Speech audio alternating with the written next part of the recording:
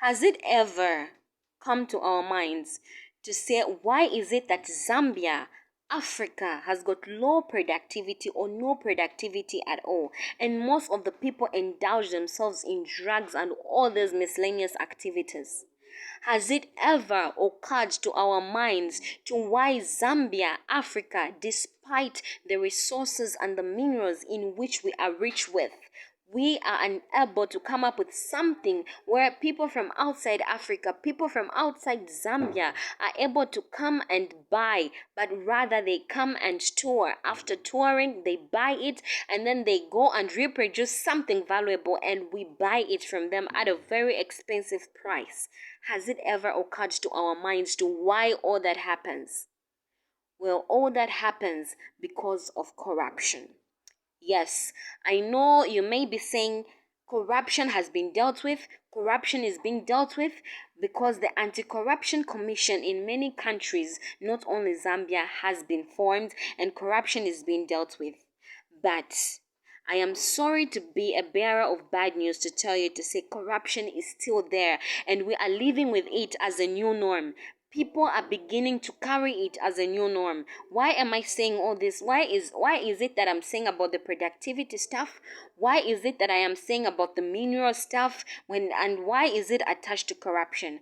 Let me give you this example. It is an example, but it is happening.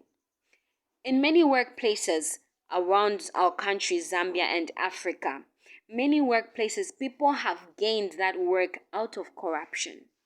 And when they gain work out of corruption, they do not know how to do the work that they are doing effectively and efficiently, such as to provide quality services. And as a result, what is happening? There is lazing about. What is happening? People are doing things out of copying. They copied it from somewhere and now we have to do it. Leaving out people who earn that position, who've earned it by qualifying for it. People with very good qualifications, very good remarks. People are being left out, all in the name of people have got somebody, or they've got people who are in high ranks, people who can, fight for them. All this corruption is leaving out people with very good qualifications. People with these good qualifications may help us to come up with something that will help the country, that will help the nation, but we're unable to see that.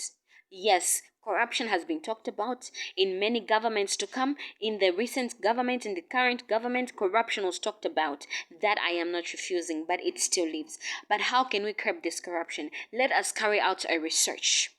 Let us carry out a research, deep research, where people will be able to know speaking of corruption is also a crime. Look at countries, look at China. When it comes to corruption, it is a very punishable offense. When I say punishable, I mean punishable offense. In 2018, most countries such as Benin and Sweden, their contributions to Zambia and many other countries was cut off because they were able to see that there's a high rise in corruption. These countries are corrupt. Let's fight corruption. There is more that is to be talked about. Corruption can be fought. Corruption can be not only minimized, but it can be fought against. Let's fight corruption.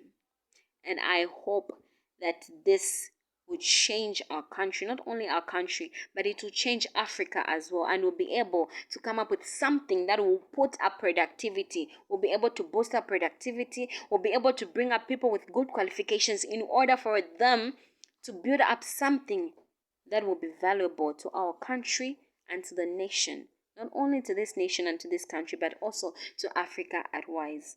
Let's be wise as a nation. Let's be wise as a continent.